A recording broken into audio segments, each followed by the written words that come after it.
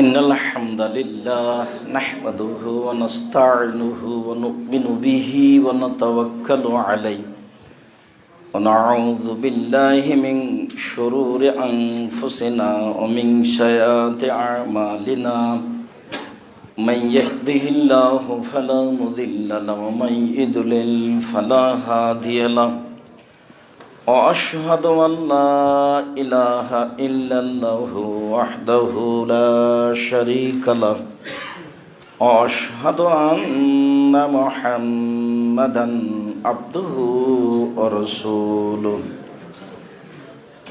أما بعد فإن خير الحديث كتاب الله وخير الهدى هدى محمد صلى الله عليه وسلم وشر الأمور محدثتها وكل محدثة بدعة وكل بدعة ضلالة وكل ضلالة في النار.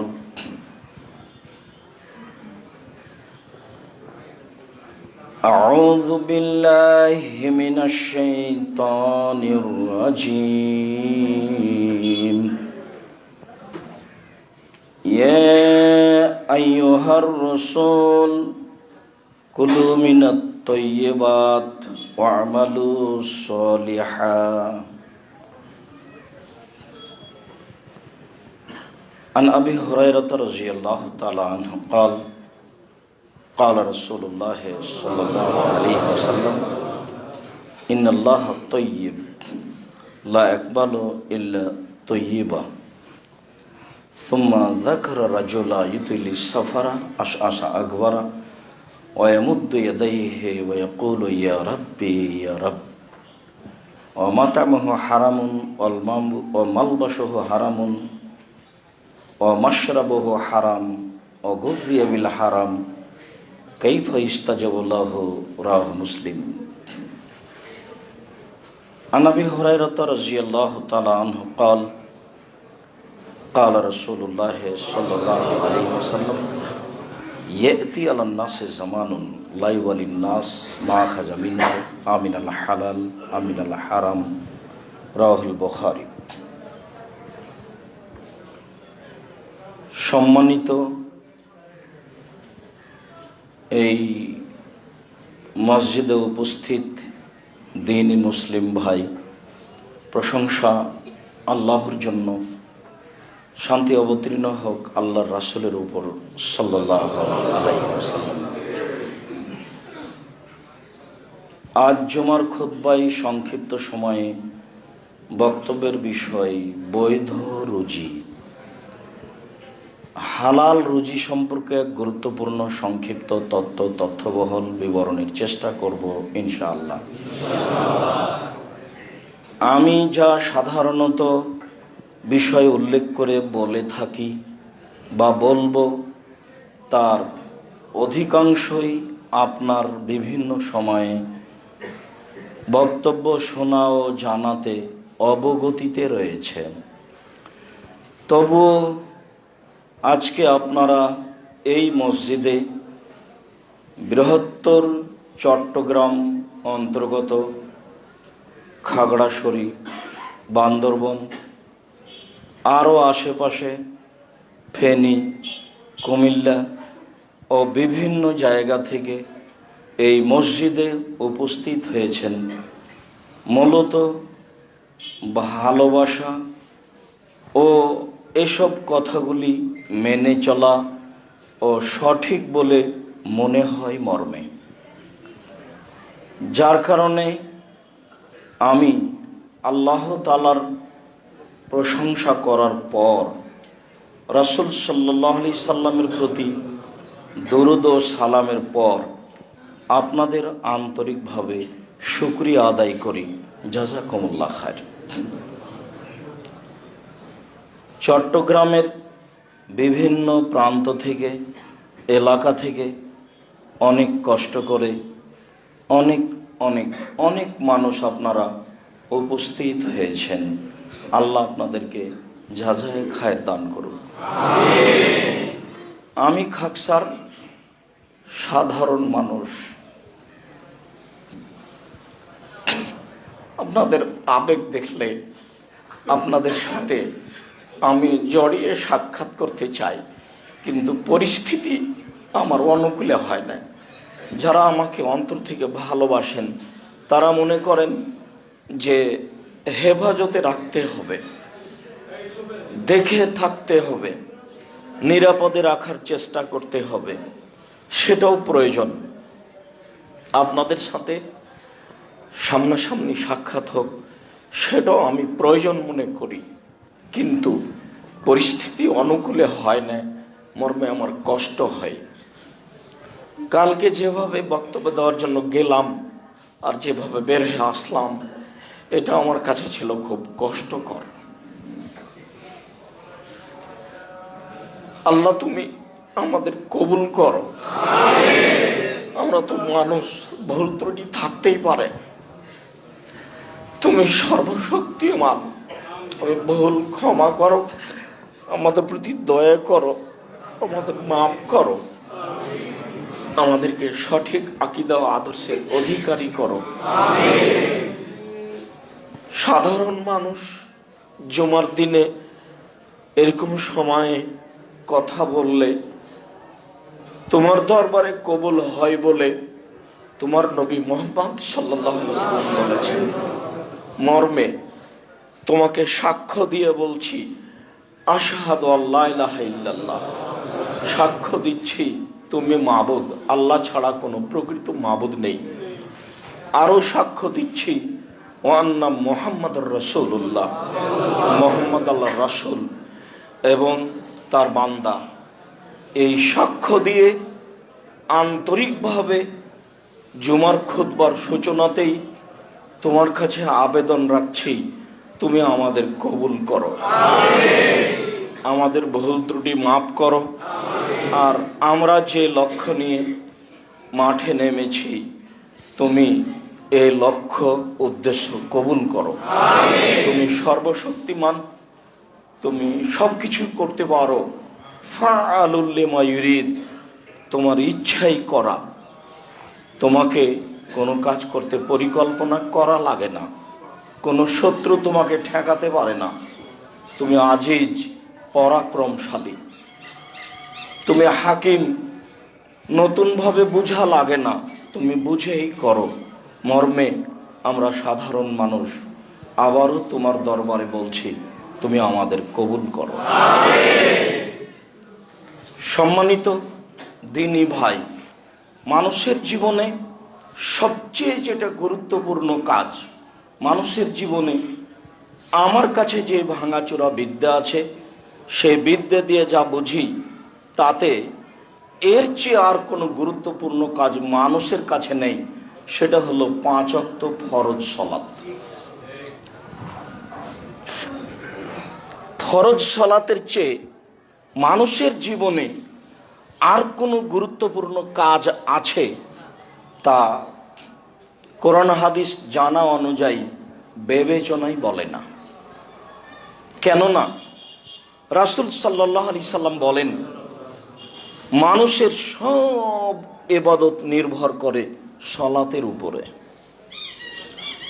যদি মানুষের সালাত কবুল হয় তাহলে সব কবুল হবে।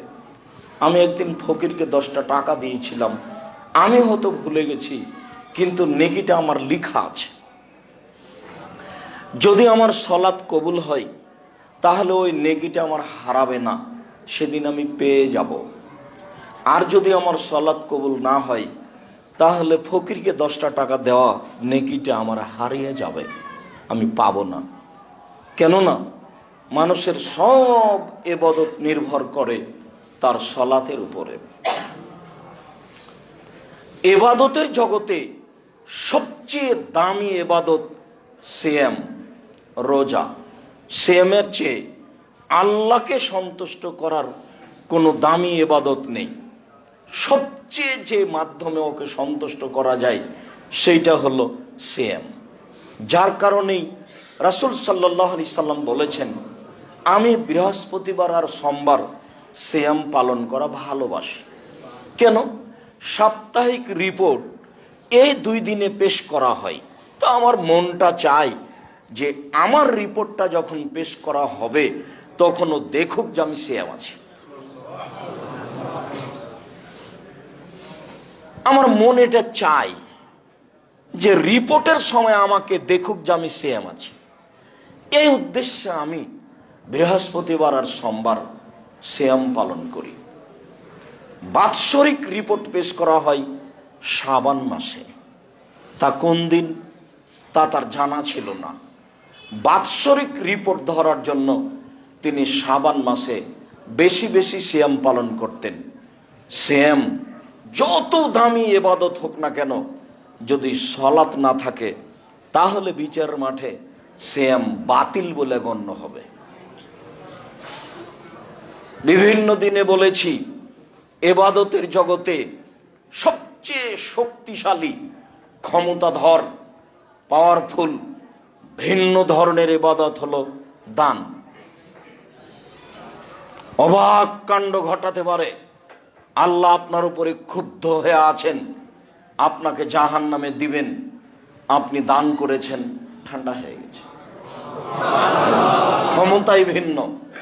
আপনি দান করেছেন, মায়ের নামে মায়ের কবরের শাস্তি বন্ধ। দান পানি যেমন আগুনকে নিভিয়ে দিতে পারে, দান তেমন মানুষের পাপকে মিটিয়ে দিতে পারে। বিচারের মাঠে যতক্ষণ পর্যন্ত আপনার বিচার শেষ না হচ্ছে, যদি আপনি দান করে থাকেন তাহলে দানের ছায়াতলে থাকবেন। হাত্তা ইউজাবানান নাস, যতক্ষণ পর্যন্ত, যতদিন পর্যন্ত আপনার বিচার চলবে ততদিন আপনি আপনার দানের ছায়াতলে থাকবেন। এ কথা মুহাম্মদ সাল্লাল্লাহু আলাইহি সাল্লাম বলেন, আমি বলিনি। ইবাদতের জগতে শক্তিশালী, ক্ষমতাধর ভিন্ন ধরনের ইবাদত দান। এরপরেও যদি সালাত না থাকে তাহলে দান বিচারের মাঠে আপনার কাজে আসবে না, এটাও বাতিল বলে গণ্য হবে। এক ফোঁটা চোখের পানি আল্লাহর কাছে যত প্রিয়, ইবাদতের জগতে কোনো জিনিস তার কাছে তত প্রিয় নয়। রাসূল সাল্লাল্লাহু আলাইহি সাল্লাম বলেন, মান বাকা মিন খাশিয়াতিল্লাহ লা ইয়ালিজার রাজুলুন নারা বাকা মিন খাশিয়াতিল্লাহ হাত্তা ইয়ালিজাল লাবানু ফি দারে। গাভীর বাঁট ওলান থেকে দুধ বের করে ভিতরে ঢোকানো যায় না যেমন, আল্লাহর ভয়ে কাঁদে যে সে জাহান্নামে যাবে না তেমন। গাভীর বাঁট ওলান থেকে দুধ বের করে ভিতরে ঢোকানো যায় না যেমন, আল্লাহর ভয়ে কাঁদে যে সে জাহান্নামে যাবে না তেমন। আল্লাহর কাছে সবচেয়ে প্রিয় কাজ আল্লাহর ভয়ে এক ফোঁটা চোখের পানি। দিনরাত কান্নাকাটি করলাম, চোখের পানি ঝরলো, কিন্তু সালাত বিচারের মাঠে কবুল হয়নি, তাহলে এই নেকিও বিচারের মাঠে বাতিল বলে গণ্য হবে। বলছিলাম, মানুষের জীবনে সবচেয়ে গুরুত্বপূর্ণ কাজ সালাত। এর চেয়ে মানুষের জীবনে কোনো গুরুত্বপূর্ণ কাজ নেই, সবটাকে এর পিছে আসতে হবে। মানুষের জীবনে দ্বিতীয় গুরুত্বপূর্ণ কাজ হলো বৈধ রুজি। বৈধ রুজির চেয়ে মানুষের জীবনে আর কোনো গুরুত্বপূর্ণ কাজ আছে বলে আমি যেভাবে ভাঙাচোরা কোরআন হাদিস বুঝি তাতে বিবেচনাই আসে না। সব মারা গেল শেষে, বৈধ রুজি না থাকার কারণে সালাত আদায় করেছিলাম সেটাও গেল, সালাত দিয়ে যা টিকে থাকতো সেটাও গেল। তাহলে বৈধ রুজি মানুষের জীবনে সবচেয়ে গুরুত্বপূর্ণ কাজ। এরপরে আমি বলি যে যারা মাদ্রাসা গড়ছে তাদেরকে গড়ার সুযোগ দেন। যারা ব্যবসা বাণিজ্য করছেন তারা এমনভাবে ব্যবসা বাণিজ্য করেন যে মনে মনে ভাববেন চট্টগ্রাম শহরে আমার চেয়ে যেন কোনো বড় ব্যবসায়ী কেউ না থাকে। পয়সা ইনকাম আপনাকে করতেই হবে, কারো বাহাদুরি চলে না পয়সা ছাড়া। মুহাম্মদ সাল্লাল্লাহু আলাইহি সাল্লামের চলে না বইয়ের পয়সা ছাড়া। বইয়ের পয়সা আছে তাই চলতে পারেন, বইয়ের পয়সা ছাড়া চলে না। কার পয়সা? খাদিজা রাদিয়াল্লাহু তাআলা আনহার। দুনিয়াতে সবচেয়ে দামি মহিলা হিসেবে মহিলা মানুষ। তবে আব্দুর রাজাক সাহেবের মুখে শুনেছি যে আয়েশা রাদিয়াল্লাহু তাআলা আনহা পৃথিবীতে সবচেয়ে দামি। এই কথা ঠিক, আমি বলিনি, রাসূল সাল্লাল্লাহু আলাইহি সাল্লাম বলেছেন। তবে কিছু কিছু হাদিসে বোঝা যায় যে খাদিজা রাদিয়াল্লাহু তাআলা আনহা সবচেয়ে দামি। আল্লাহর নবী বলছেন যে আয়েশার বিবরণ, আল্লাহর নবী বলছেন, আয়েশা, জিবরাইল তোমাকে সালাম দিল। তা আয়েশা রাদিয়াল্লাহু তাআলা আনহা বলছেন, ওয়া আলাইকা ওয়া আলাইহিস সালাম, আপনাকেও সালাম, জিবরাইলকেও সালাম। আপনি তো জিবরাইলকে দেখতে পান, আমি তো দেখতে পাই না। একই জায়গায় এক বিছানে তিনজন, ল্যাপের নিচে তিনজন, আয়েশা রাদিয়াল্লাহু তাআলা আনহা, মুহাম্মদ সাল্লাল্লাহু আলাইহি সাল্লাম, জিবরাইল, তিনজনে এক জায়গায়। কিন্তু মুহাম্মদ সাল্লাল্লাহু আলাইহি সাল্লাম জিবরাইলকে দেখতে পান, বুঝতে পারেন, কিন্তু আয়েশা বুঝতে পারেন না। তিনি বলছেন, আয়েশা, জিবরাইল তোমাকে সালাম দিল। এটাও বুখারী মুসলিমের হাদিস, ওটাও বুখারী মুসলিমের হাদিস। আল্লাহ রাসূল বলছেন যে জিবরাইল আমাকে বলছেন, ওই দেখেন, ওই দেখেন, ওই দেখেন মুহাম্মদ সাল্লাল্লাহু আলাইহি সাল্লাম, ওই যে দেখেন খাদিজা আসছে একটা বাটি হাতে করে, ওই বাটিতে তরকারি আছে। শুনেন, ও যখন আপনার কাছে আসবে তখন আপনি বলবেন, খাদিজা, আল্লাহ তোমাকে সালাম দিল, জিবরাইল তোমাকে সালাম দিল, আর তোমার জন্য জান্নাতে একটা ঘর বানানো হয়েছে হীরা মুক্তা মাণিক্য দিয়ে, সেখানে কোনো হইচই নেই। বুখারী মুসলিম। এবার বলেন তো দামি কে হলো? খাদিজা রাদিয়াল্লাহু তাআলা। আগের বারে আল্লাহ নবী বলেননি, আয়েশা, আল্লাহ তোমাকে সালাম দিল, জিবরাইল তোমাকে সালাম দিল। এইবার রাসূল সাল্লাল্লাহু আলাইহি ওয়াসাল্লাম বলছেন, খাদিজা, আল্লাহ তোমাকে সালাম দিয়েছেন, জিবরাইল তোমাকে সালাম দিল। জিবরাইল বলল যে ওই যে একজন মহিলা আসছে, খাদিজা, তার হাতে একটা তরকারির বাটি আছে, ও আসলে বলে দিয়েন এই কথা। এটাও বুখারী মুসলিম, ওটাও বুখারী মুসলিম। তো ইনি হচ্ছেন স্ত্রী, বউয়ের টাকা পয়সা দিয়ে ধর্ম প্রচার করেন। আবার দেখা যায় যে উসমান রাদিয়াল্লাহু তাআলা আনহুর টাকা খুব বিপদে ব্যবহার করেন। বলছেন তাবুকের যুদ্ধে যেতে হবে 6 থেকে 800 কিলোমিটার পথ, কঠিন সময়, কে কি দিতে পারে? তোমার বলছেন অর্ধেক দিলাম, ভালো কথা। তাও আবু বকর সিদ্দিক, আমি আর কি দিব, আল্লাহকে আর আপনাকে বাড়িতে রেখে সবই দিলাম, ভ্যান ভাড়া হবে না, কিন্তু যা বলেছেন তা দিয়ে আর কেউ ডিঙ্গিয়ে যেতে পারবে না, কিয়ামত পর্যন্ত পথ বন্ধ। আবু বকর সিদ্দিককে ডিঙ্গিয়ে যাওয়ার মানুষ আর কেউ হবে না, আর কোনো বাক্য নেই।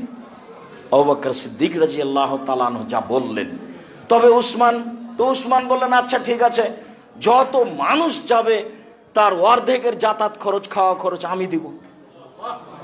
তো 30,000 মানুষ, তাহলে ধরে নিতে হয় 15,000 মানুষকে 15,000 উট দিবেন, 3 মাসের খাওয়া খরচ দিবেন, এর নাম টাকা। তাহলে কাজ হয় টাকা দিয়ে। মুহাম্মদ সাল্লাল্লাহু আলাইহি সাল্লাম দাওয়াত দিলেন আর টাকা দিলেন উসমান রাদিয়াল্লাহু তাআলা আনহু। রাসূল সাল্লাল্লাহু আলাইহি সাল্লামের চলে না টাকা ছাড়া, টাকা ইনকাম করতে হবে বৈধ পন্থায়, অনেক, যেই টাকা দিয়ে দিনের কাজ করতে হবে, এ কথাই ঠিক। ইবাদতের জগতে গুরুত্বপূর্ণ ইবাদত দান, রুজি বেশি উপার্জন করার চেষ্টা করতে হবে বৈধ পন্থায়। নিজে উপকৃত হব, ছেলে মেয়ে উপকৃত হবে, দ্বীনি প্রতিষ্ঠান, সঠিক আকীদা আদর্শ উপকৃত হবে। মর্মে টাকা থেকে ফিরে আসার কোনো পথ নেই। চিন্তা ভাবনা দিনরাত এটাই করতে হবে, বৈধ রুজি। সম্মানিত মসজিদের মুসল্লি, আমাকে দেখতে পান আর না পান, কিছুক্ষণ ধৈর্যের পরিচয় দিবেন, কেউ কথা বলবেন না, কষ্ট হবে, এ কথাই ঠিক। বসার জায়গা নেই, দাঁড়ানোর জায়গা নেই, সেখানে সুবিধা ভোগ করব, এটা হয় না।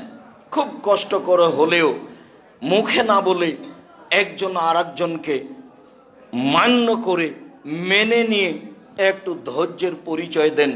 আল্লাহ আপনাদের কবুল করুক, আল্লাহুম্মা আমিন। মহান আল্লাহ বলে, ইয়া আইয়ুহার রাসূল কুলু মিনাত তাইয়্যিবাত, পৃথিবীর নবী রাসূলগণ আপনারা বৈধ খান, ওয়া আমালু সলেহা, আর আপনারা বৈধ আমল করেন, সৎ আমল করেন। অত্র আয়াতে আল্লাহ তাআলা দুইটা আদেশ করেছেন। এক, নবী রাসূলকেও বৈধ রুজি খেতে হবে, এটা জরুরি আদেশ। দ্বিতীয় জরুরি আদেশ, সৎ আমল করতে হবে। সৎ আমল ছাড়া নবীরও আমল কবুল হবে না। আল্লাহ আমাদের নবীকে বলছেন, লাইনাস রাখতা লায়াবাতান্না আমালক, আপনি যদি শিরক করেন তাহলে আপনার আমল বাতিল হবে। যে আমল করছি সেটা যদি সৎ আমল না হয় তাহলে সে আমল বাতিল হবে। ধরুন মাগরিবের পরে 2 রাকাত সুন্নাত পড়লাম, এটা সৎ আমল। রাসূল সাল্লাল্লাহু আলাইহি সাল্লাম বলেছেন, জোহরের আগে 4, জোহরের পরে 2, মাগরিবের পরে 2, এশার পরে 2, ফজরের আগে 2, এই 12 সমান জান্নাতে একটি ঘর। এই 12 সমান জান্নাতে একটি ঘর। তাহলে মাগরিবের পরে হলো 2 রাকাত সৎ আমল, কিন্তু মাগরিবের পরে যদি 6 রাকাত সৎ আমল পড়ি তখন আর সৎ আমল হবে না, তখন হবে আমল, তখন তা হবে বিদাত, তখন আর রক্ষা হবে না কোনো ইবাদত, সব বাতিল বলে গণ্য হবে। রাসূল সাল্লাল্লাহু আলাইহি সাল্লাম বলেছেন, মান আওয়া মুহদাসান লা ইকবাল আনহা আদল সারফ, কোন মানুষ যদি বিদাতের আশ্রয় দেয় তাহলে তার ফরজ ইবাদত কবুল হবে না, তার নফল ইবাদত কবুল হবে না, তার কোনো ইবাদতই কবুল হবে না। অথচ সে আল্লাহকে সন্তুষ্ট করার জন্য মাগরিবের পরে 6 রাকাত সুন্নাত পড়ে, তাকে বলে আওয়াবিন, সালাতুল আওয়াবিন। জি না, হাদিস জাল, মানুষের বানানো। এই আমল সৎ আমল নয়। আমল সৎ না হওয়া পর্যন্ত আল্লাহর দরবারে কবুল হবে না। ভিক্ষুককে আমি 10 টাকা দিলাম, এটাও আমল। কবরে পীর সাহেবের হাতে আমি 500 টাকা দিলাম, এটাও আমল। দুটাই আমল। সৎ আমল কোনটা? মহান আল্লাহ বলেন, ইয়া আইয়ুহার রাসূল কুলু মিনাত তাইয়্যিবাত, পৃথিবীর নবী রাসূলগণ শোনেন, আপনারা বৈধ খাবেন আর সৎ আমল করবেন, জরুরি আদেশ। কোন নবী যদি সৎ আমল না করেন তাহলে তার আমল বাতিল হবে, যদিও তাদের সরাসরি যোগাযোগ আল্লাহর সাথে মাধ্যম জিবরাইল আলাইহিস সালাম। জিবরাইলের মাধ্যমে তারা সরাসরি কথা বলতে পারেন, জিবরাইলের মাধ্যম দিয়ে। এরপরেও যদি তারা কোনো অসৎ আমল করেন তাহলে আল্লাহর দরবারে তা কবুল হবে না। আল্লাহ জোরালো আদেশ করলেন, তিনি বলেন, ইয়া আইয়ুহাল্লাযীনা আমানু, যারা বিশ্বাসী, পরকালকে বিশ্বাস করো, আল্লাহকে বিশ্বাস করো, নবীকে বিশ্বাস করো, ফেরেশতাকে বিশ্বাস করো, ভাগ্যকে বিশ্বাস করো, তারা শোনো, কুলু মিনাত তাইয়্যিবাতি মা রাযাকনাকুম, আমি যে রুজি দিয়েছি সেখান থেকে বৈধ খাও। আমি রুজি দিলেই তুমি খাবা এ কথা নয়, সেটা তোমার জন্য বৈধ হতে হবে। মানুষ যা কিছু খায় পৃথিবীতে, সাপ, ব্যাঙ, গরু, ছাগল, পশু প্রাণী, বিড়ি, তামাক, জর্দা, সিগারেট, যত পৃথিবীতে মানুষ খায় সবই আমার দেওয়া রুজি। তবে তোমরা যেটা খাবা সেটা বৈধ হতে হবে। যারা পরকালকে বিশ্বাস করো, আমি তোমাদেরকে আদেশ করলাম।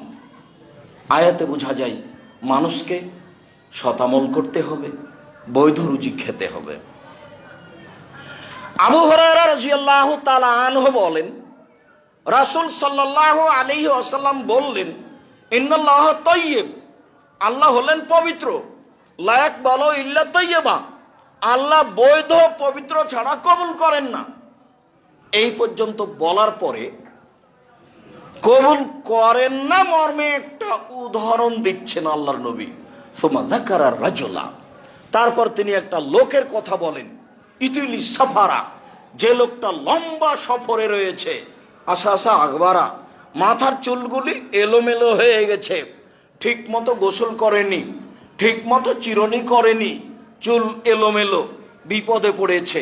অয়ামুদ্দ ইয়াদাইহে, আল্লাহর দরবারে হাত তুলে প্রার্থনা করে বলছে, রব্বি, হে আমার প্রতিপালক, আমি বিপদগ্রস্ত। রাসূল সাল্লাল্লাহু আলাইহি সাল্লাম বলেন, মাতামুহু হারাম, তার খাদ্য আছে হারাম, মাশরাবুহু হারাম, তার পানি আছে হারাম, মালবাসুহু হারাম, তার পোশাক হারাম, অগজিয়া বিল হারাম, তার জীবিকা নির্বাহ হারাম, আন্না ইস্তাজাবু লাহু, তার দোয়া কি করে কবুল হতে পারে? মুসলিম বিবরণে বোঝা যায় তার দোয়া কবুল হবে না। প্রথম কথা, লোকটা মুসাফির, যারা সফরে থাকে তাদের দোয়া আল্লাহর দরবারে কবুল হয়। দ্বিতীয় কথা, লোকটা বিপদগ্রস্ত। বিপদগ্রস্ত লোক যখন আল্লাহকে কোনো কথা বলেন তখন তার কথা আল্লাহ মেনে নেন। তৃতীয়, লোকটা হাত তুলে দোয়া করছে। মানুষ যখন হাত তুলে দোয়া করে তখন খালি হাত ফিরিয়ে দিতে আল্লাহ লজ্জা পান। লোকটা আমার কাছে হাত তুলে কথা বলে, আমি কেমনে ফিরিয়ে দিই? যাও, আমি তোমার হাত ফিরিয়ে দিলাম না, তুমি যা চাচ্ছ সেটাই দিয়ে দিলাম। সর্বশক্তিমান আল্লাহ আলা কুল্লি শাইইন কাদির, তিনি সব কিছু করতে পারেন, পরাক্রমশালী, আজিজ, কাদির, সত্তা বলেন। মানুষ যখন হাত তুলে দোয়া করে আমি তার খালি হাত ফিরিয়ে দিতে লজ্জা পাই। বুখারী মুসলিমে প্রায় হাত তুলে দোয়া করার হাদিস রয়েছে 36টি। আইনে রাসূল সাল্লাল্লাহু আলাইহি সাল্লাম দোয়া অধ্যায় বইয়ে প্রায় ধারাবাহিকভাবে 40টি হাদিস পেশ করা হয়েছে হাত তুলে দোয়া করার। 16টি স্থান উল্লেখ করা হয়েছে। উল্লেখযোগ্য স্থান, ইব্রাহিম আলাইহিস সালাম আহাল পরিবারের জন্য হাত তুলে দোয়া করলেন। তিনি বললেন, আল্লাহুম্মা ইন্নী আসকানতু মিন যুররিয়াতি বিওয়াদিন গায়রি যি দারিন ইনদা বাইতিকাল মুহাররাম, আল্লাহ তোমার আদেশে আমার পরিবারের কিছু অংশকে তোমার কাবা ঘরের পাশে এমন এক জায়গায় রেখে দিলাম যেখানে মানুষজন তো নেই, ঘাস পাতাও নেই। একটু আগে তার স্ত্রী বললেন, তিনি আগে আগে হাঁটছেন, স্ত্রী পিছনে পিছনে হাঁটছেন। পিছন থেকে বলছেন, আইনা তাজাব ইব্রাহিম, ইব্রাহিম কোথায় যাচ্ছেন? আইনা তাজাব ইব্রাহিম, ইব্রাহিম কোথায় যাচ্ছেন? অতাতরকুনা ফি হাযাল ওয়াদি লাইসা ফিহি সালাশা, আপনি আমাকে এমন একটা উপত্যকায় ছেড়ে যাচ্ছেন যেখানে মানুষজন তো নেই, ঘাস পাতাও নেই। আপনি আমাকে কিছু বলবেন না? একটা দুধের বাচ্চা এভাবে আমাকে রেখে যাচ্ছেন, মানুষজন নেই, গরু ছাগল পশু প্রাণী আছে বুঝতে পারি না, ঘাস পাতাও নেই, এরকম একটা জায়গা আমাকে ছেড়ে চলে যাবেন, আমাকে কিছু বলবেন না? এতবার বলার পরেও ওয়ালা ইয়ালতাফিতু ইলাইহা, ইব্রাহিম আলাইহিস সালাম তার দিকে আর ঘুরে দেখছেন না। নিরুপায় হয়ে স্ত্রী বলছেন, আমারাকাল্লাহ হাদা, আপনাকে কি আল্লাহ এইভাবে চলে যেতে বলেছেন? আমি বুঝলাম না এত নিষ্ঠুরতার কারণ কি? আপনাকে কি আল্লাহ এইভাবে চলে যেতে বলেছেন? ওই দিকে মুখ করে বলছেন নাম। হ্যাঁ, এছাড়া আর কিছু ইব্রাহিম আলাইহিস সালাম বলেননি। তখন তিনি বলছেন, ফালা ইউযায়্যিনু আল্লাহু তাআলা, আচ্ছা ঠিক আছে, যেহেতু আল্লাহ আপনাকে চলে যেতে বলছেন তাহলে আমাকে আল্লাহ ধ্বংস করবেন না, ঘাস পাতা থাকার না থাকে। যিনি আপনাকে চলে যেতে বলেছেন তারই জিম্মেদারিতে আমি আছি। ঘাস পাতা না থাকলে কি হবে? আমি এই মরুভূমিতেই থেকে যাব, আল্লাহ আমাকে ধ্বংস করবেন না, এই কথা হাজেরা বলে। সম্মানিত দিনী ভাই বোন, মানুষের যখন আল্লাহর উপরে ভরসা হয় তখনই মানুষ এরকম কিছু করতে পারে, বলতে পারে। এইভাবে আহাল পরিবারকে ছেড়ে যাওয়ার পরেও তিনি নিশ্চিত হচ্ছেন না। তিনি হাত তুলে আল্লাহর দরবারে বলছেন, আমি আমার আহাল পরিবার তোমার আদেশে এমন এক জায়গায় রেখে গেলাম যেখানে মানুষজন তো নেই, ঘাস পাতাও নেই। একটু আগে বউ যা বলছেন স্বামী ওই কথাই বলছেন, হাত তুলে দোয়া করছেন। আহাল পরিবারের জন্য হাত তুলে দোয়া করতে হয়। মুসাফির আল্লাহর দরবারে হাত তুলে দোয়া করছেন, কিন্তু করলে কি হবে? খাদ্য হারাম আছে, পানি হারাম আছে, পোশাক হারাম আছে, জীবিকা নির্বাহ হারাম আছে, তার দোয়া কবুল হবে না। রাসূল সাল্লাল্লাহু আলাইহি সাল্লাম নাকচ করে দিলেন, আল্লাহ এটা কবুল করবেন না। বৈধ রুজির খুব দাম আছে। আমি চকলেটের ব্যবসা করতে বলেছি, এর অর্থ এই নয় যে চকলেটেরই ব্যবসা করতে হবে। আমি কলা বিক্রি করে খেতে বলেছি, এ কথার অর্থ এই নয় যে কলা বিক্রি করে খেতে হবে। বাংলাদেশে সবচেয়ে ব্যবসায়ী ক্ষেত্র জায়গা হলো চট্টগ্রাম। এই চট্টগ্রামের সবচেয়ে যেটা বড় ব্যবস্থা আছে ব্যবসা বাণিজ্যের, সেইখানে কাজ করার চেষ্টা করতে হবে। উপরওয়ালাকে বলতে হবে ভালো ব্যবস্থা তুমি করে দাও। তখন যদি সত্য মিথ্যা আসে তখন আল্লাহ রাসূল বলেছেন, আর তিজারাতু মাল কিযব ওয়াস সিদক ফাসুবুহু বিসাদকা, ব্যবসা সত্য মিথ্যা দিয়ে চলে। এখনই একটা জাহাজ এসেছে, যার সিগনেচারে নামবে উনি সিগনেচার করবেন না, চলে যাচ্ছেন। 3 দিন এখানে থাকলে 3 লাখ টাকা জরিমানা হবে। আমি 50,000 টাকা দিলাম, তখন সিগনেচার করে দিল। আমি না দিলেও করবে না। 3 দিন এখানে আটকা থাকলে আমার জরিমানা হবে, শেষে আমি কিছু লাভ করতে পারবো না। আমি তখন মাজলুম, আমি টাকাটা দিলাম, এই টাকার জন্য আমি বিচারের মাঠে ধরা খাবো না। আমি বৈধ ব্যবসা শুরু করেছিলাম, ওরা আমার প্রতি জুলুম করেছে, আমি মাজলুম। রাসূল সাল্লাল্লাহু আলাইহি ওয়াসাল্লাম বলেন, সত্য মিথ্যা দিয়ে ব্যবসা চলে, ফাসুবহু বিসাদকা, তোমরা দান করে ওর ক্ষতি সরিয়ে দাও। এ কথা রাসূল সাল্লাল্লাহু আলাইহি সাল্লাম বলেন। পরিস্থিতি রুজির জন্য যতই কঠিন হোক, মানুষকে পথে থাকতে হবে, সঠিক আকীদার লোককে আরো বেশি থাকতে হবে। আপনি ভাববেন না যে রাসূল সাল্লাল্লাহু আলাইহি সাল্লাম যেভাবে বলেছেন, আব্দুর রাজ্জাক সাহেব যেভাবে বললেন, সেভাবে তাহলে কলা বিক্রি করে খাওয়াই ভালো। তা আমি করতে বলিনি, বড় ব্যবসায় করতে বলছি রাসূলের পদ্ধতিতে। নুমান ইবনে বাশির রাদিয়াল্লাহু তাআলা আনহু বলেন, আল হালালু বাইয়িন, হালাল হচ্ছে স্পষ্ট, ওয়াল হারামু বাইয়িন, হারাম হচ্ছে স্পষ্ট, ও বাইনাহু মুস্তাবিহাতুন, এই দুইটার মধ্যে একটা সন্দেহযুক্ত খাদ্য রয়েছে। লা ইয়ালামুহুন্না কাসীরুম মিনান নাস, বহু মানুষই তা বুঝতে পারে না, বহু মানুষই তা জানতে পারে না, বুঝে উঠতে পারে না। সন্দেহযুক্ত ব্যবসা, সন্দেহযুক্ত খাদ্য। ফামান ইত্তাকা মিনা শুবহাতে ইস্তাবরালে দীনিহি ওয়া ওয়াজহিহি, যে সন্দেহ থেকে নিজেকে বাঁচাতে পারলো, ব্যবসা বাণিজ্য চাকরি বাকরিকে বাঁচাতে পারলো, সে তার দিনকে পরিপূর্ণ করে নিল। ওমান ওয়াকাফি শুবহাতে ওয়াকাফিল হারামে, যেই সন্দেহের মধ্যে পড়ে গেল সে হারামের মধ্যে পড়ে গেল। চূড়ান্ত সিদ্ধান্ত নেই যার, সেটা চূড়ান্ত হারাম। চূড়ান্ত সিদ্ধান্ত নেই যার, সেটা চূড়ান্ত হারাম। চূড়ান্ত সিদ্ধান্ত নেই যার, সেটা চূড়ান্ত হারাম। এটাই ভাবতে হবে। যদিও হুজুর বলেছেন জর্দা খাওয়া মাকরুহ, যে হুজুর কিন্তু হালাল বলেননি। হুজুর বলেছেন যে খাওয়া মাকরুহ, অপছন্দ, খারাপ। মাকরুহ মানে খারাপ, তো হুজুর তো আর হালাল বলেননি। আব্দুর রাজ্জাক সাহেব বলেছেন হারাম, শুধু হারাম বলেননি। আব্দুর রাজ্জাক সাহেব বলেছেন যে রাসূল সাল্লাল্লাহু আলাইহি সাল্লাম বলেছেন 3 শ্রেণীর মানুষ জান্নাতে যাবে না। তার 1 শ্রেণীর মানুষ হচ্ছে মধুমিনুল খামর, যারা নিয়মিত বিড়ি, তামাক, জর্দা, সিগারেট, গুল, নেশাদার দ্রব্য খায়, পান করে, তারা জান্নাতে যাবে না। মধুমিনুল খামর, যারা নিয়মিত নেশাদার দ্রব্য পান করে। একজন হুজুর বললেন যে বিড়ি সিগারেট যে নেশাদার দ্রব্য, তার কি প্রমাণ? তো কথা তো উনি ঠিকই বলছেন, হাদিসও লিখা নাই বিড়ি সিগারেট, কোরআনও লিখা নাই, উনি তো ঠিকই বলছেন। কিন্তু রাসূল সাল্লাল্লাহু আলাইহি সাল্লাম বলেছেন মাসকারা কাসীরুহু ফাকালিলুহু হারাম, যেটা বেশি খেলে বিবেকের ক্ষতি হবে তার কমও হারাম। এটাও তো হাদিস, এটাও তো সহিহ হাদিস। তাহলে এইটার মাপে তুলে দেন, দিয়ে মাওলানা সাহেবকে 250 হাফ কেজি জর্দা খাওয়ান। 250 হাফ কেজি জর্দা খাওয়ার পরে যদি বিবেকের ক্ষতি না হয়, তাহলে সত্যই জর্দা হালাল জিনিস। জর্দার কথা তো আর কোরআন হাদিসে লেখা নেই, কিন্তু এমন বাক্য আল্লাহ রাসূল বলেছেন যেটা সারা পৃথিবীতে সব জায়গাতেই চলবে, সে যে ভাষারই হোক না কেন, এই বাক্য সব জায়গায় চলবে। তিনি বললেন মাসকারা কাসীরুহু ফাকালিলুহু হারাম, যে জিনিস বেশি খেলে বিবেকের ক্ষতি হবে তার একটা কণাও হারাম। ওই হাদিসের ভিত্তিতে এই হাদিসের অনুবাদ করা আছে যে বিড়ি, তামাক, জর্দা, সিগারেট, গুল, নেশাদার দ্রব্য কেউ যদি পান করে তাহলে সে জান্নাতে যাবে না। এ কথা রাসূল সাল্লাল্লাহু আলাইহি সাল্লাম বলেন, আমি অনুবাদক।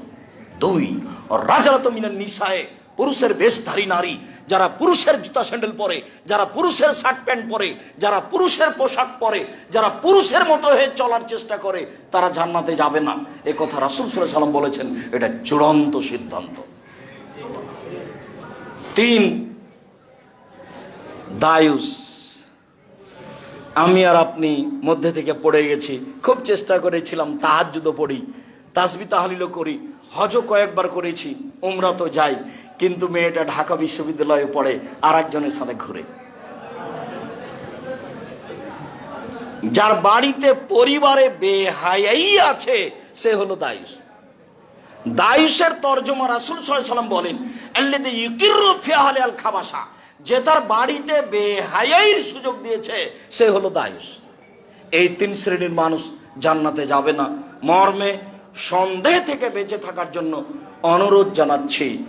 বিড়ি, তামাক, জর্দা, সিগারেট সন্দেহযুক্ত হলেও চূড়ান্ত হারাম। আর যদি স্পষ্ট হালাল হয়, হারাম হয়, তাহলে তো কোনো কথাই নেই। আমি আব্দুর রাজ্জাক বিন ইউসুফ ওই হাদিসের ভিত্তিতে একে চূড়ান্ত হারাম বলেই ফতোয়া দিয়ে আসছি। আল্লাহ তুমি সঠিক বুঝে আমল করার তৌফিক দান করো। আল্লাহুম্মা সাল্লি আলাইহি আল্লাহুম্মা বারিক আলাইহি।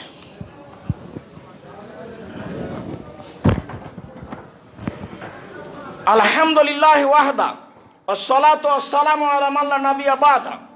অত্র হাদিসের পরের অংশে রাসূল সাল্লাল্লাহু আলাইহি সাল্লাম বললেন, পৃথিবীর মানুষ শুনে রেখো, কারাই সন্দেহ থেকে বেঁচে থাকতে হবে একটা রাখালের মতো। ইয়ারাহাউল হেমা, যে রাখালটি আইলে গরু চড়াচ্ছে, জমির আইল বুঝেন কিনা তা আমি বলতে পারছি না। যে লোকটি আইলে গরু চড়াচ্ছে, ইউসেক সম্ভাবনা রয়েছে আয়ের তাফিহে গরুতে ধানে মুখ দিতে পারে। আমি গরু দুটা ধরে আছি, আইলের উপরে দাঁড়িয়ে আছি, তো কোনো সময় ঘাস খেতে খেতে ধানে মুখ দিয়ে দিতেও পারে। যেহেতু সন্দেহ আছে কাজে আমি আইলে গরু চড়াবো না। যেহেতু সন্দেহ আছে কাজে আমি এই ব্যবসা করব না। যেহেতু সন্দেহ আছে কাজে আমি এই চাকরি করব না। যেহেতু সন্দেহ আছে কাজে আমি এখানে থাকবো না। শোনো, কারাই সন্দেহ থেকে বেঁচে থাকতে হবে একটা রাখালের মতো। যে রাখালকে ঘোষণা দেওয়া হয়েছে তুমি এখানে গরু চড়াতে পাবা না, ইউসেক সম্ভাবনা রয়েছে আয়ের তাফিয়ে গরুতে ধানে মুখ দিতে পারে। মনে রেখো পৃথিবীর মানুষ, আলা সাবধান, মনে রেখো পৃথিবীর মানুষ, লিকুল্লি মালিকিন হেমা ও হেমাল্লাহ হেমাহারে মোহ। প্রত্যেকটা বাদশার একটা সীমারেখা আছে। বাংলাদেশ শেষ হলে ভারত শুরু হয়, ভারত শেষ হলে বাংলাদেশ শুরু হয়। এর নামই বাদশার সীমারেখা। আর আল্লাহর সীমারেখা হলো হালাল আর হারাম। হালাল শেষ হলে হারাম শুরু হয়, হারাম শুরু হলে হালাল শেষ হয়। এই কথা রাসূল সাল্লাল্লাহু আলাইহি ওয়াসাল্লাম বলেন, আমি অনুবাদক। এরপরে তিনি বলেন, আলা পৃথিবীর মানুষ সাবধান, মনে রেখো, ওয়াইন্না ফিল জাসাদে মুজগা, মানুষের শরীরে একটা টুকরা রয়েছে, অংশ রয়েছে। এজা সালাহাত সালাহাল জাসাদু কুল্লুহু, যদি ওই টুকরা ভালো থাকে গোটা মানুষটাই ভালো। ওয়া ফাসাদাত ফাসাদাল জাসাদু কুল্লুহু, ওই টুকরা যদি খারাপ হয়ে যায় সম্পূর্ণ মানুষটাই খারাপ। আলা ওয়াহিয়াল কলব, মনে রেখো সেটাই হলো অন্তর। যার অন্তর ভালো তার সব ভালো, যার ভিতর ভালো তার সব ভালো। যার অন্তর খারাপ তার সব খারাপ, যার ভিতর খারাপ তার সব খারাপ। হাদিস বুখারী মুসলিম। কি যে বিবেচনা করলাম আমরা, আর কি যে বুঝলাম এত বড় লম্বা হাদিসের। মুহাম্মদ সাল্লাল্লাহু আলাইহি ওয়াসাল্লাম বলেছেন হাদিস বুখারী মুসলিম, মানে আম গাছে জাম ধরতে পারে ধরে না, অমাবস্যা রাতে চাঁদ উঠতে পারে উঠে না, সুঁয়ের ছিদ্র দিয়ে লাঙ্গলের ফাল ঢুকতে পারে ঢুকে না, সুঁয়ের ছিদ্র দিয়ে লাঙ্গলের ফাল ঢুকে যেতে পারে, আম গাছে জাম ধরে যেতে পারে, অমাবস্যার রাতে চাঁদ উঠে যেতে পারে, এই অবাস্তব ঘটনা ঘটে যেতে পারে, এটা সম্ভব হয়ে যেতে পারে। এর পরেও আমি যা বললাম এতে সন্দেহ আছে বলে কিয়ামত পর্যন্ত যদি মানুষ চেষ্টা করে তো সরিষা ঢোকাতে পারবে না। এর নাম বুখারী মুসলিম। আমি কোনোদিনই আমার নিজের বক্তব্য নিয়ে এই কথা বলিনি। যারা বিরোধিতা করে কথা বলে থাকে তারা আমার কথা বুঝতে পারেনি। আমি যখন বলেছি বুখারী মুসলিম তখন বলেছি এই কথা। আর যখন বুখারী মুসলিম বলিনি তখন আমি বলেছি আমিও মানুষ, যদি কোনো জায়গায় ভুল থাকে তদন্ত করে যদি দেখা যায় ভুল হয়েছে তাহলে আমিও ছেড়ে দিতে বাধ্য থাকব। তবে সহজে বিরোধিতা করার চেষ্টা করিয়েন না। কিছুই দেখলেন না আর আপনি লেগে গেলেন। আমি 20 বছর থেকে ফতোয়ায় লিখি। আমি 30 বছর থেকে দেখে কথা বলার চেষ্টা করি। 90 সাল থেকে আমি মাঠে আছি। দীর্ঘ 90 সাল থেকে না আজ পর্যন্ত আমি জাতির সামনে একটা অপ্রয়োজনীয় বাক্য বলার চেষ্টা করিনি।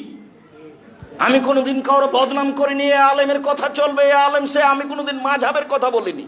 আমার এই 30 বছরের বক্তব্যে কোনো মাযহাবের কথা নেই, আমি কাউকে ঘৃণা করে কোনোদিন কথা বলিনি।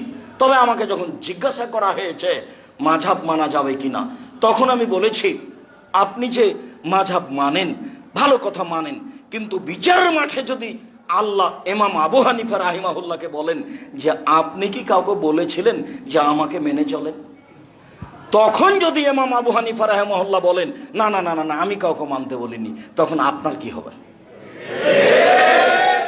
আমি জিজ্ঞাসার উত্তরে এক কথা বলেছি। আমি বলেছি রাসূল সাল্লাল্লাহু আলাইহি ওয়াসাল্লাম বললেন বাল্লিগু আন্নী ওয়ালা আয়া, পৃথিবীর মানুষ তোমাদের একটা কথা জানা থাকলে অন্যকে বলো, জরুরি আদেশ। বাম হাতে একটা লোক চা পান করছে, দেখলে আপনাকে বাধা দিতে হবে, এটা জরুরি আদেশ। ওয়াহাদ্দিসুন বানি ইসরাইল ওয়ালা হারাজ, বানি ইসরাইলের কাহিনী বলো, কোনো দোষ নেই, ভালো কথা। আল্লাহর নবী আমাদেরকে দাওয়াত দিতে বললেন, 3 নম্বর বাক্যে বলছেন ওমান কাযাবা আলাইয়া মুতাআম্মিদান ফালিয়াতাবাওয়া মাকাদাহু মিনান নার, কেউ যদি কোনো কথা আমার নামে বলে তাহলে তার থাকার জায়গায় জাহান্নাম। উনি নিজেই বললেন যে আমার একটা কথা জানা থাকলে অন্যকে বলো, উনি নিজেই বললেন বানি ইসরাইলের কাহিনী বলো। উনি আবার বলছেন যে কেউ যদি কোনো কথা আমার নামে বলে, সেই কথা যদি আমার না হয় তাহলে তার থাকার জায়গায় জাহান্নাম। তখন আমি বলেছি আল্লাহুম্মা সাল্লি আলা সাইয়্যিদিনা মাওলানা নাবিয়ানা মুহাম্মদ। আমি বলতে নিষেধ করিনি, আমি বলেছি এই দুরূদ যদি নবীর না হয় তাহলে আপনার কি হবে? তো আপনি মানুষকে বলার আগে এটা চূড়ান্ত করেন যে এটা নবীর, তারপরে আপনি বলেন আবু হুরায়রা রাদিয়াল্লাহু তাআলা আনহু বলেন নবী করিম সাল্লাল্লাহু আলাইহি সাল্লাম বলেছেন আল্লাহুম্মা সাল্লি আলা সাইয়্যিদিনা মাওলানা নাবিয়ানা মুহাম্মদ। আবু দাউদ, হাদিসে তো হাদিস সহিহ, বললেই তো হলো। আর যদি না হয় তাহলে আপনার কি হবে, এইটা আমার কথা, আপনি বলেন। দিনরাত মানুষ করুক বলুক, বিচার তো একদিন হবেই, বিচার তো হবে একদিন। সেদিন বড় জুব্বা দিয়ে কোনো কাজ করতে পারবে না সে। টুপি যত দামি হোক, জুব্বা যত দামি হোক, পাগড়ি যত দামি হোক না কেন, সেদিন টিকে থাকার মতো কোনো মানুষের ক্ষমতা থাকবে না। কোনো ব্যক্তিকে দেখে বিচার হবে না।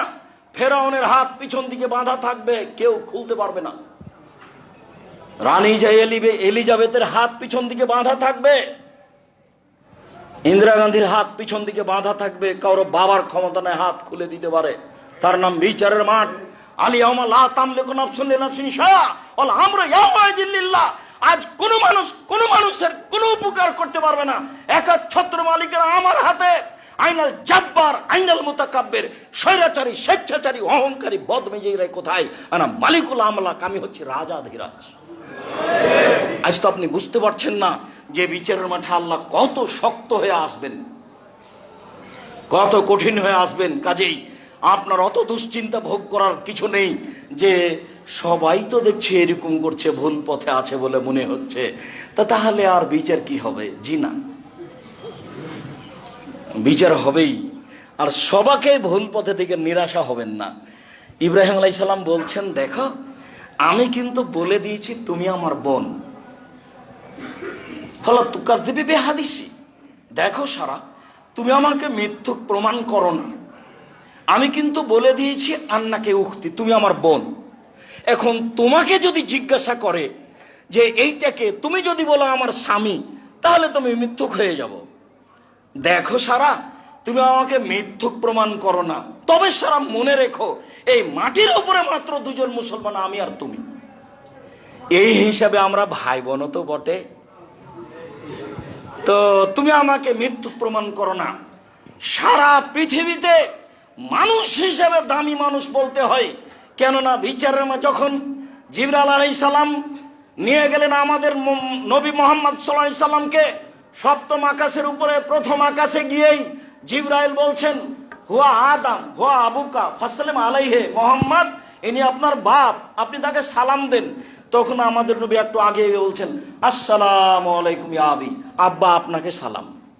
তখন আদম আলাইহিস সালাম বলছেন ওয়া আলাইকুস সালাম ইবনি সালিহ নবিয়ুস সালিহ, ও আমার সৎ ছেলে তোমাকেও সালাম। সপ্তম আকাশের উপরে গিয়ে জিবরাইল আলাইহিস সালাম বলছেন, হুয়া ইব্রাহিম হুয়া আবুকা ফাসালিম আলাইহি, ইনি ইব্রাহিম, ইনি আপনার বাপ, আপনি তাকে সালাম দেন। তা আমাদের নবী মুহাম্মদ সাল্লাল্লাহু আলাইহি ওয়াসাল্লাম আগিয়ে গিয়ে বলছেন, আসসালামু আলাইকুম ইয়া আবি, আব্বা আপনাকে সালাম। তখন ইব্রাহিম আলাইহিস সালাম বলছেন, ওয়া আলাইকা আসসালাম ইয়া আবি ইয়া ইবনি নবী সালেহ, ও আমার সৎ ছেলে, সৎ নবী, তোমাকেও সালাম। তাহলে কত বড় সম্মানী মানুষ ইব্রাহিম আলাইহিস সালাম, কত বড় সম্মানী মানুষ ইব্রাহিম আলাইহিস সালাম। এত বড় মানুষ কাউকে হেদায়েত করতে পারেননি সেই পর্যন্ত। বলছেন যে সারা মাত্র 2 জন মুসলমান। আপনাকে কি বলতে চাচ্ছি বুঝতে পেরেছেন? তার মানে তার একজন দিয়ে চলে, শুধু বউ দিয়ে চলে, আর আপনার এত লোক আছে তবুও চলে না। আপনি এত নিরাশা হতে যাচ্ছেন কেন? যে সবাই যে ভুল পথে, তো এইভাবে আমি আর একাই ঠিক পথে থেকে কি হবে? আব্দুর রাজ্জাক সাহেব যেভাবে বলছেন তাতে শুধু আমি ঠিক পথে আছি, আর তো কাউকে দেখি না, তো নিরাশা হবেন কেন? এত বড় মানুষ, বউয়ের উপরে সন্তোষ, একজন তো আছে, দেখো তুমি আর আমি, আর কেউ নেই। নিরাশা হবেন না। যদি অন্তর ত্রুটি থাকে তাহলে গোটা মানুষটাই খারাপ, যদি অন্তরটা ভালো থাকে গোটা মানুষটাই ভালো। আবু হুরায়রা রাদিয়াল্লাহু তাআলা আনহু বলেন, রাসূল সাল্লাল্লাহু আলাইহি সাল্লাম বলেছেন, ইয়াতি আল্লাহর নাসে জামানুন, অচিরেই মানুষের উপর একটা সময় চলে আসছে, লা ইউবালিন নাস, মানুষ পরোয়া করবে না পয়সা উপার্জন করতে, ব্যবসা বাণিজ্য করতে, চাকরি বাকরি করতে, আমিনাল হালাল আমিনাল হারাম, এইটা কি বৈধ, এইটা কি অবৈধ, এটা মানুষ বিবেচনা করবে না। টাকা হলেই হলো, সেটা যে কোনো ইন্স্যুরেন্স হোক, সেটা যে কোনো ব্যবসা হোক, সেটা যে কোনো ব্যাংকিং ব্যবস্থা হোক। আমি বলেছি এদেশের মাটিতে বৈধ পথে কোনো ব্যাংকিং ব্যবস্থা চলে তা আমার জানা নাই।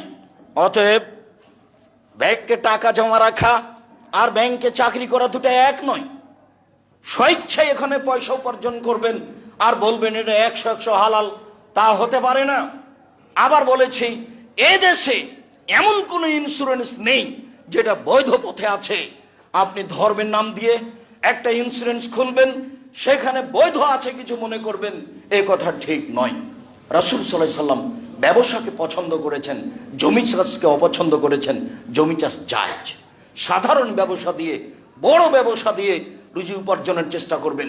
অচিরে এমন পথ চলে আসবে মানুষ পরোয়া করবে না এই পথ উপার্জনের ব্যাপারে বৈধ না অবৈধ। হাদিস বুখারী মুসলিম। সে সময় এখন যারা টাকা ইনকাম করছে তারা বিবেচনা করে না এটা ঠিক না বেঠিক। রাসূল সাল্লাল্লাহু আলাইহি সাল্লাম বলছেন, বসেতাত আলাইকুম কামা বসেতাত মান কানা কাবলাকুম, তোমরা দরিদ্র হয়ে যাবা, ফকির হয়ে যাবা, এই ভয় আমি মুহাম্মদ সাল্লাল্লাহু আলাইহি সাল্লাম করি না। ফকির হয়ে যাবা তাতে কি, জান্নাত তো আছেই। দরিদ্র হয়ে যাবা তাতে কি, আমি এই ভয় করি না।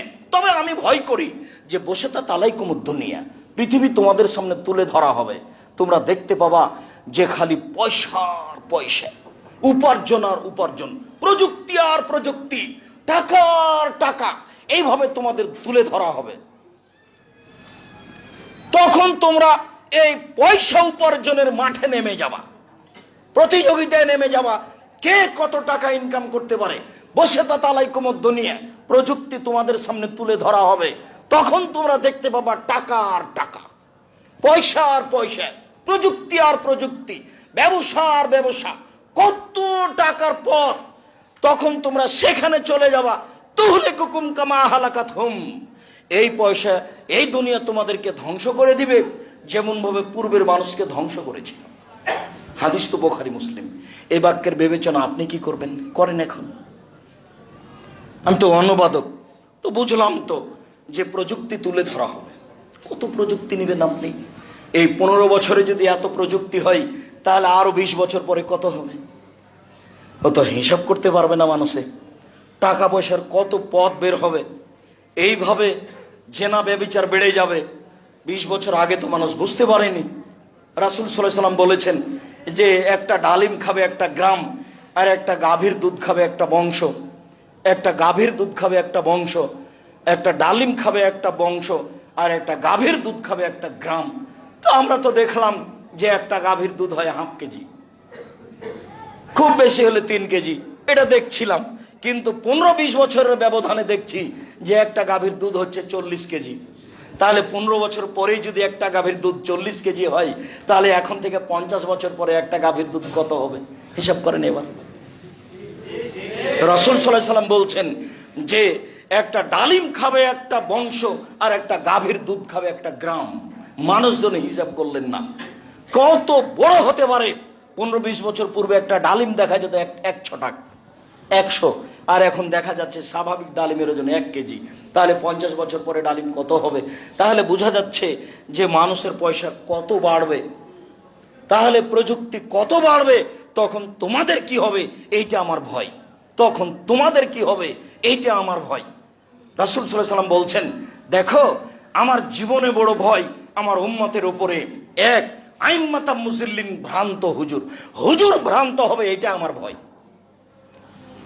এবারে নগদ ফতোয়া দিচ্ছে যে তাবিজ বিক্রি করে খাওয়া যাবে।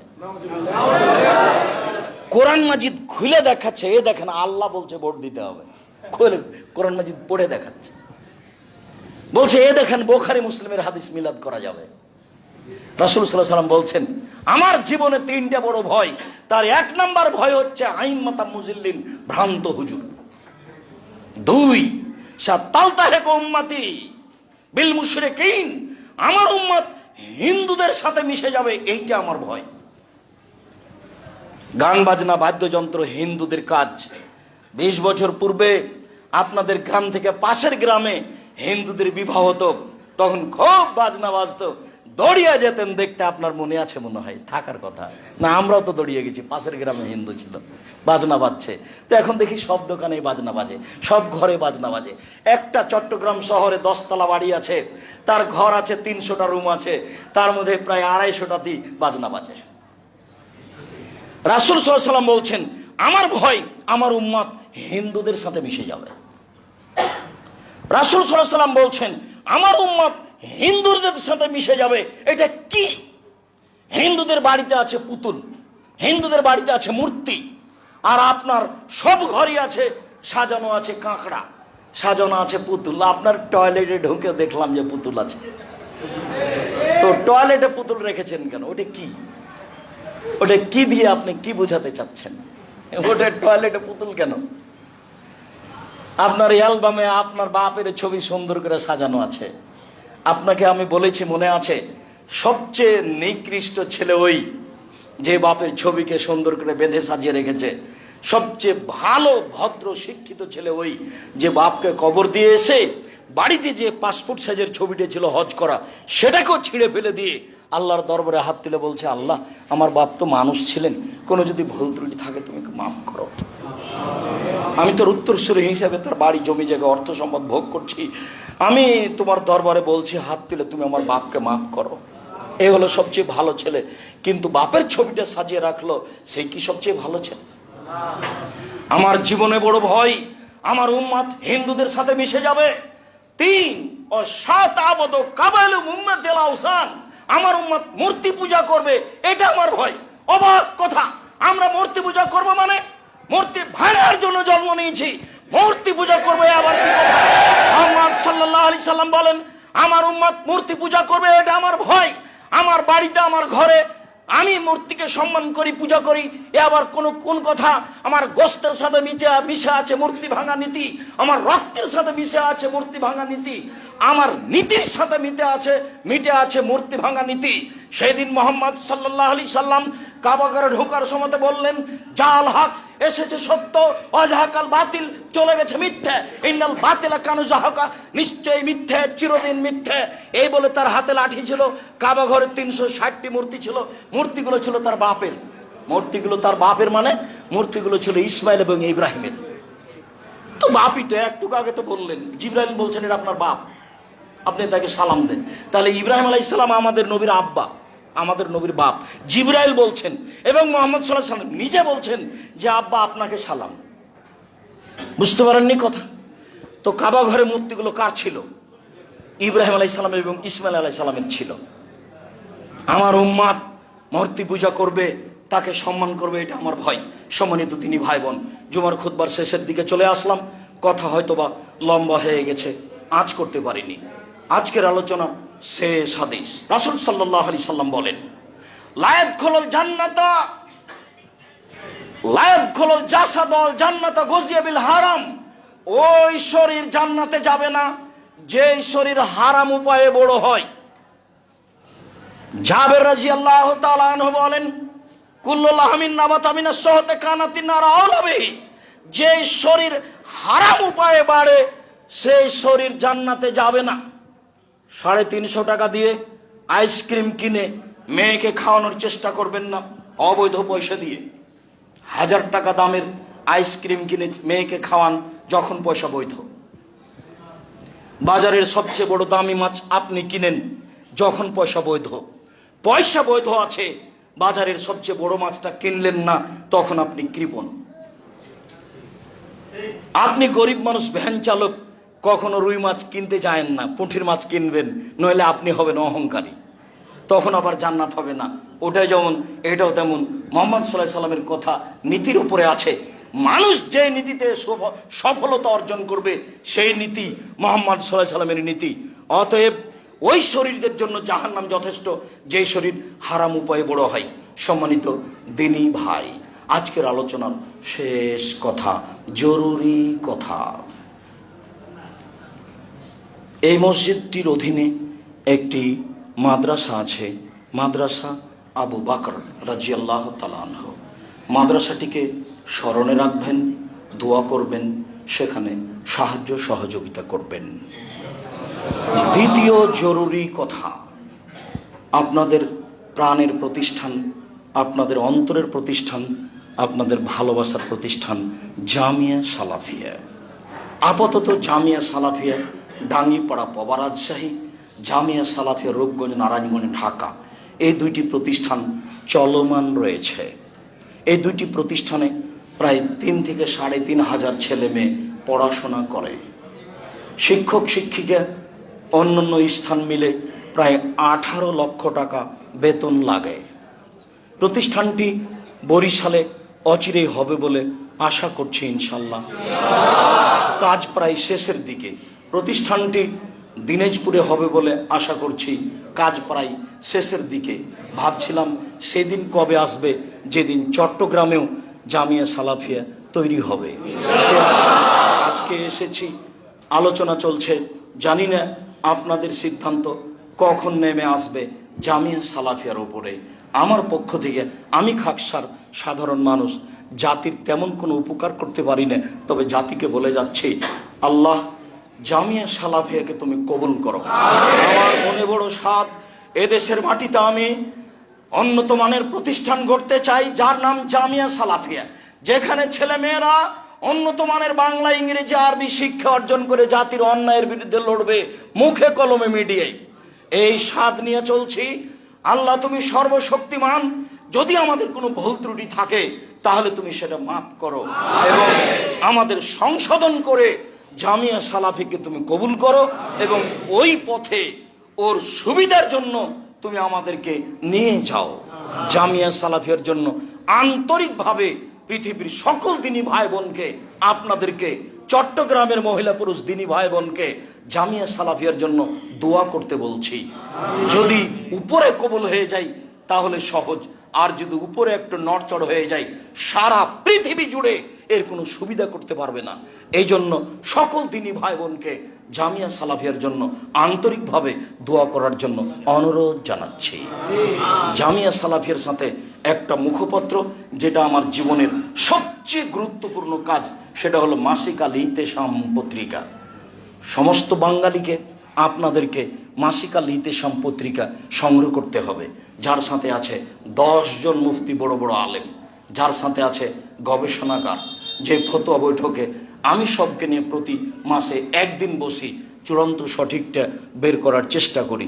আমার ভাঙাচোরা বিদ্যা অনুযায়ী, আমার বুঝে এদেশের মাটিতে বাংলা ভাষায় সবচেয়ে ভালো মানের পত্রিকা মাসিক আল ইতেসাম পত্রিকা। পত্রিকার সাথে সকল দিনী ভাই বোনকে সম্পৃক্ত থাকার জন্য অনুরোধ জানাচ্ছি। অন্য বই সহ বিশেষভাবে আব্দুল্লাহর মিন্নাতুল বারী, বাংলা ভাষায় ব্যতিক্রম বই, বুখারীর ব্যাখ্যা মিন্নাতুল বারী, অন্যান্য বই সহ সমস্ত বইয়ের সাথে সম্পৃক্ত হওয়ার জন্য অনুরোধ জানাচ্ছি। পরে আল্লাহকে বলছি, আল্লাহ আমরা চট্টগ্রামে বসবাস করি, এর বিভিন্ন প্রান্তে বসবাস করি, আমাদের ভুল ত্রুটি থাকতে পারে, তুমি আমাদের মাফ করো। আমাদের চলার পথ, আমাদের ব্যবসার পথ, আমাদের কর্মের পথ তুমি সহজ ভালো করে দাও। আমাদের কর্মের পথে, আমাদের রুজির পথে তুমি উন্নতি দাও। আমাদের যারা মারা গেছে তুমি তাদের কবরের শাস্তি মাফ করো। আমরা যারা অসুস্থ তুমি তাদের আরোগ্য দান করো। আমরা যারা বেঁচে আছি তুমি তাদেরকে তোমার রাসূলের পদ্ধতি অনুযায়ী চলার তৌফিক দান করো। আজকে যে বৈধ রুজির ওপরে গুরুত্বপূর্ণ বক্তব্য শুনছিলাম, এই বক্তব্যকে যথাযথভাবে মূল্যায়ন করার তৌফিক দান করো। এই দাবি, এই দাওয়া, এই দোয়া তোমার দরবারে রেখে আজকের জুমার খুতবা এখানে শেষ করলাম। সাল্লাল্লাহু আলাইহি ওয়াসাল্লাম। আপাতত জানা নেই।